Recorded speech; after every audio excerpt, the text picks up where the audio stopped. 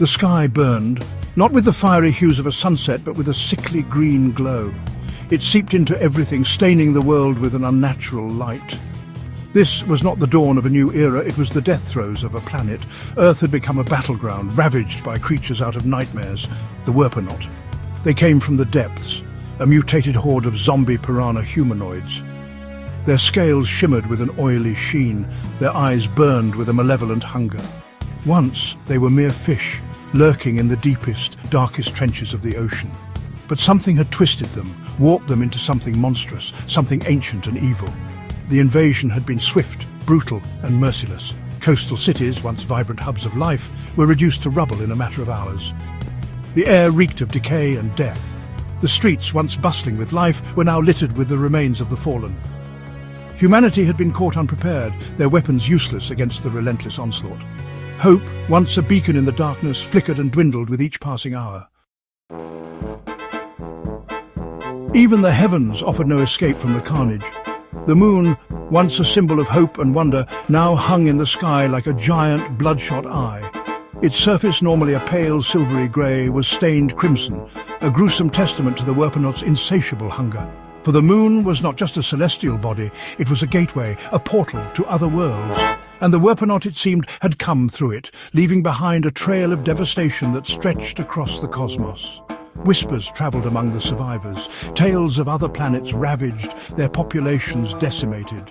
The moon, once a beacon of hope, was now a chilling reminder that humanity was not alone in its suffering. The universe, it seemed, was no longer a vast and empty expanse, but a battleground in a war beyond human comprehension. And Earth was just the latest casualty. Behind the Werpanot invasion lurked a force far more sinister. A being of immense power and ancient evil, whispered about in hushed tones and ancient legends, the Shokoy. A monstrous aquatic overlord, I commanded the Werpanot like a general commanding his troops. I was the puppet master, pulling the strings of this cosmic horror show. My motives were shrouded in mystery, but my goal was clear galactic domination. Driven by an insatiable hunger for power, I sought to enslave entire worlds, bending them to my will. The Werpanot were merely the vanguard, the first wave in a terrifying invasion that threatened to consume the universe. Planets burned, civilizations crumbled, and entire species were extinguished. My reign of terror spread like a plague, leaving a trail of devastation in its wake. And Earth, it seemed, was next on my menu. As the world teetered on the brink of annihilation, a glimmer of hope emerged from the ashes. Ancient texts, long dismissed as myths, spoke of a way to defeat the Werpanot and their Shokoy master. The legend stones, scattered across the ravaged planet, held the key to unlocking a power that could turn the tide of battle. But finding these stones would be no easy feat. They were hidden in places of great power, guarded by creatures warped and twisted by the Shokoy's dark magic. The fate of humanity rested on the shoulders of a ragtag group of heroes, scientists, soldiers, and survivors, united in their desperation.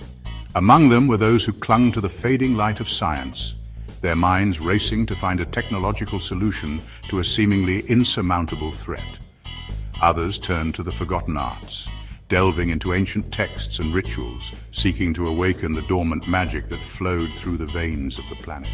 The line between science and magic blurred, as humanity's survival depended on harnessing every ounce of power at their disposal.